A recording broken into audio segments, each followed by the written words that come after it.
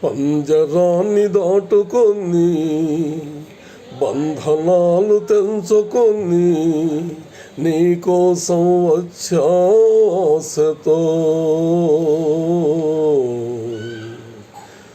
మేడలోని చిలకమ్మ మిద్దెలోని బుల్లమ్మ నిరుపేదను వలచావెందుకే నీ చేరువలో నీ చేతులలో పులకించేటందుకే ఓ బంగారు రంగుల చిలక